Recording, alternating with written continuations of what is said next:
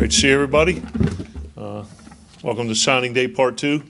Can feel the excitement in the air. It's palpable. I hope you guys are excited as I am. But certainly a combination of a year's worth of work to add these 8 guys to the 14 that we signed in December. And certainly, feel it's important to express our thanks to the people who made this thing happen. Mike Villagran and our recruiting staff, working tirelessly to identify, our prospects, organize all the recruiting weekends, set up our travel on the road. Those guys have done an unbelievable job. Our assistant coaches who have worked on getting to know these guys, cultivating relationships with the families and the coaches, sometimes over two or 3 years for this class. And then certainly the high school coaches in the great state of Mississippi and in the surrounding areas for allowing us to recruit their student athletes. And lastly, and most importantly, the families and the players for their belief in us. And our vision and our culture and the things that we have to offer at Mississippi State academically and athletically. Certainly very grateful to them. Looking at this class singularly for who we added today, and then kind of in its totality. Very excited with the 22 guys, 11 from Mississippi, 3 from Alabama, 2 from both Florida and Tennessee. And then 1 from Georgia, Louisiana, New Jersey, and North Carolina.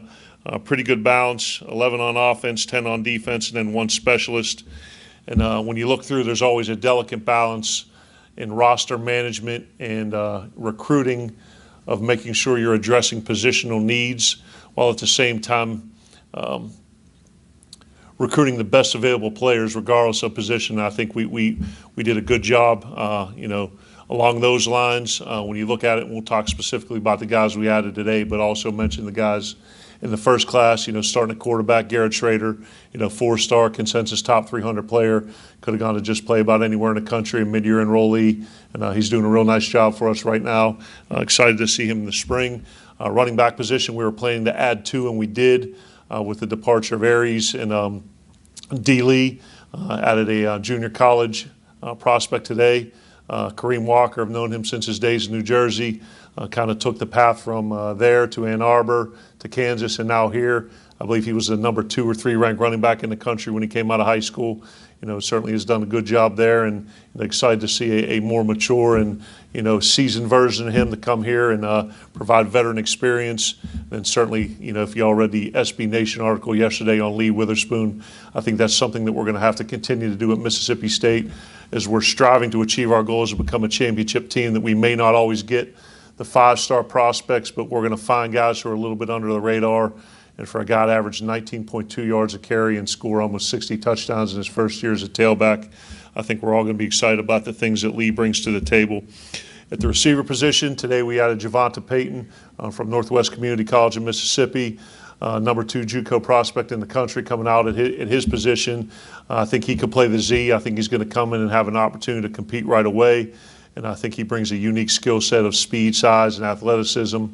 Adding to that, in-state prospect Keziah Pruitt did a great job in the Miss Al game. Was banged up with injuries a little bit early on in the year, but finished very strong. And then certainly Q Torber from down in Louisiana, competed for the state championship down there. They got real close to it, but really improved as the season went on. Didn't add any tight ends at the offensive line position today. Goodness. Added 1 offensive lineman today, Brandon Cunningham from out of St. Martin's, a great in-state product who could probably play tackle or guard for us. And then on top of that, Charles Cross, the number 2 ranked player in the state, 5-star early enrollee. Nick Penley, whose recruiting has heated up at the tail end of that as much as anyone in the country. LaQuinston Sharp, local JUCO product. Brevin Jones from Alabama. Who I'm missing, guys? Did I miss one there? Offensive line was. Did I hit all 5? Good there. Okay, defensive line. Obviously, today's big addition was Nathan Pickering out of seminary. 4-star, top 10 prospect in the state. That could have gone just about anywhere. Long-time commit. Excited we were able to keep him on board. So certainly very excited about the things that Nathan brings to the table. Didn't bring any linebackers in. Obviously, Jack Harris from out of Oak Grove, Kingani, who is enrolled. And then DeMonte Russell, another guy out of Provine in-state, who was a top 100 guy, who we're really excited about his future. And then at the defensive back position, where we were hit hard with graduation, I think we did a great job adding, safeties there. Fred Peters already enrolled, expecting him to compete.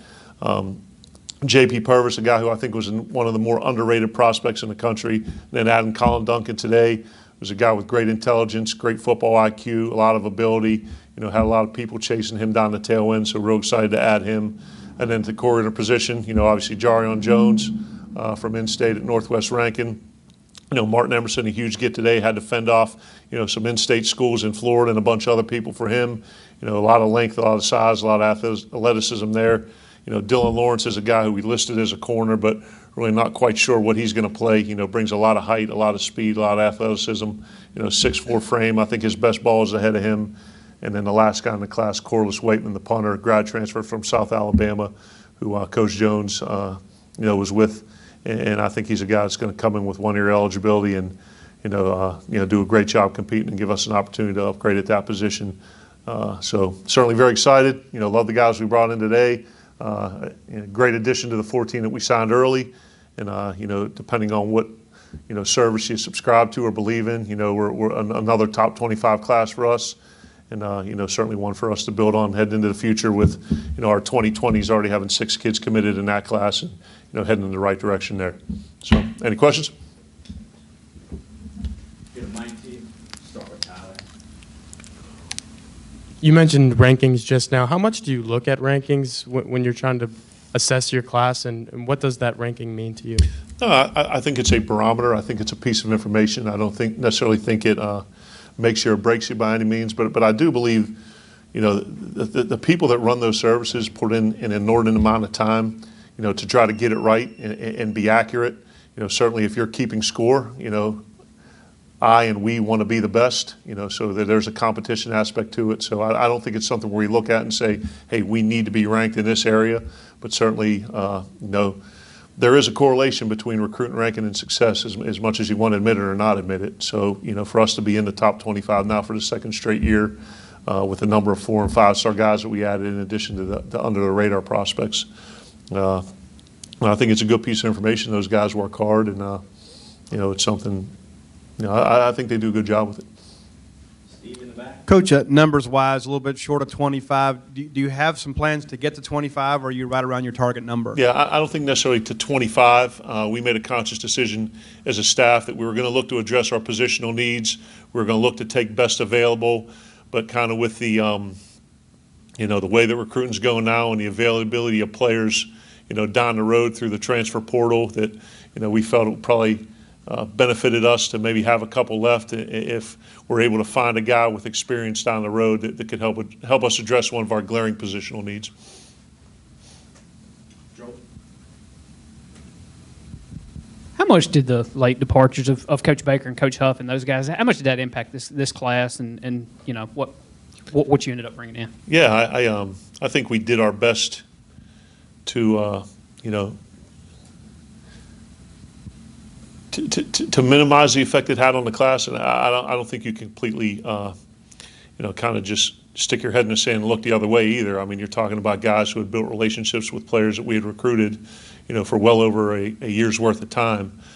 So to say it didn't have an effect to me would be foolish. But I think having a plan and replacing them very quickly with incredibly competent and qualified people, certainly at the running back position, Terry's a guy I worked with at UConn, who's got playing and coaching experience in college and the NFL, and has coached a bunch of pros and done an unbelievable job recruiting. So I think that helped. And then certainly Michael Johnson has coordinated in the NFL and in college, has developed a bunch of pro guys, and then Deke being an in-state guy, Coach Davian Clowney and so on. So certainly with whatever it was, a week and a half or 2 weeks left in recruiting, to lose guys that had been recruiting people at key positions, less than ideal, but I think our response to that and our readiness and having people available and bringing them in quickly helped minimize a little bit of the effect on the class. Obviously, this is the second year of the early signing period. How do you kind of approach, not just this year, but moving forward, how do you approach the kids that were long-time commitments to you and don't sign in December and How thin of a line is that to walk in Yeah. the next 2 months? That's a good question, and I think that's something we're going to have to continue to look at and address as a staff moving forward. And I think that's one of the benefits of the early signing period, that the guys that want to be here, they're going to sign and be a part of the class, and the recruiting's over. And I think the thing that you need to kind of examine is the guys that are committed but don't sign. What is their? Are they taking other visits to confirm their commitment to the school, or are they taking other visits to enjoy the experience, for lack of a better term? And that's always a delicate balance, and you're never really quite sure. So I don't know if there's a greater or a correct answer to it, but it's something that certainly merits more discussion by our staff moving forward. And I don't know that you ever have the right answer, just because it's always such a fluid situation. No two recruiting. It's just no two kids' things are alike. So You mentioned no linebackers in this Yep. class. Next year, you might have as many as 4 seniors and 5 juniors at that position. Did you want a linebacker in this class? And as you look at the transfer market going forward, is that a position that you might prioritize? your sock game's strong today. Always is. Thank you. But yeah, we certainly that was a position where we didn't lose anyone to graduation this year, so we didn't think there was an immediate need from a 1 year's perspective. There were a couple guys that we made a run at that we didn't get, and I think that goes back to the best available as opposed to positional need, if that makes sense. But certainly you always look at it at a 1 year need and 2 year need. So the 2020 class is one where I would highly anticipate us taking 1 or more linebackers at that position.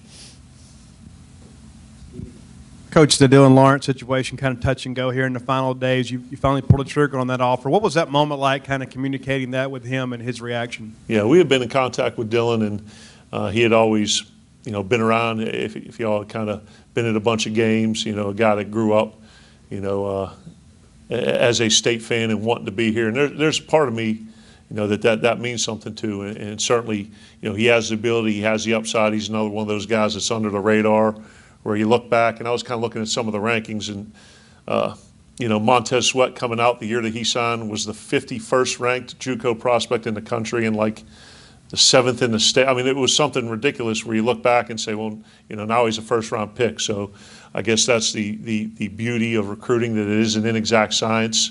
And, there may be a guy that you recruit that has no stars or 3 stars and ends up being an NFL guy. And, there's 5-star guys. It doesn't always, pan out the way it's supposed to on signing day. And that's part of our job as coaches, to make sure we develop them. And I think he's got a lot of upside, a lot of potential. And I'm not sure we'll end up positionally, but I think his best football is ahead of him. Heading into the day, there were a lot of in-state guys, big-name in-state guys still available. Jonathan Mingo, Jerry Neely, Charles Moore. When you woke up today, did you have a feeling that those guys might still be on the table for you? And how might you look at this class differently if you got one or maybe multiple of those guys? Yeah, that's a fair question. And I think,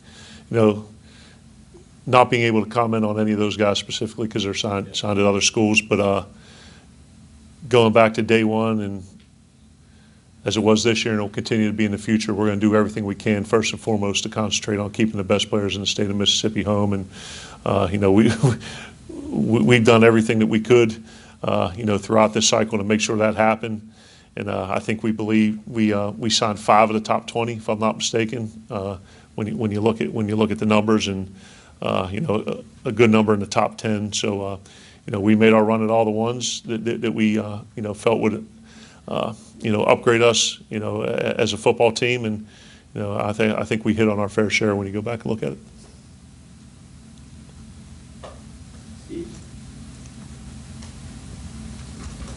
Coach, Nathan Pickering said back in June, the day he committed, he planned to take his visits but still sign with Mississippi State. Proved to hold true to his word there. How big was it to have him be such an advocate for the program on social media and with other recruits? Yeah, particularly as Joel mentioned with the late change there. I think that was huge. That Nathan always had a firm belief in myself, our defensive staff, our university, and our football program, and for him to kind of be a guy that could have just gone about anywhere in the country if he wanted to, and through thick, through thin, through high, through low, through all the changes, that he remained steadfast and firm in his commitment to us, and was relatively vocal about it, through the latter stages of the process.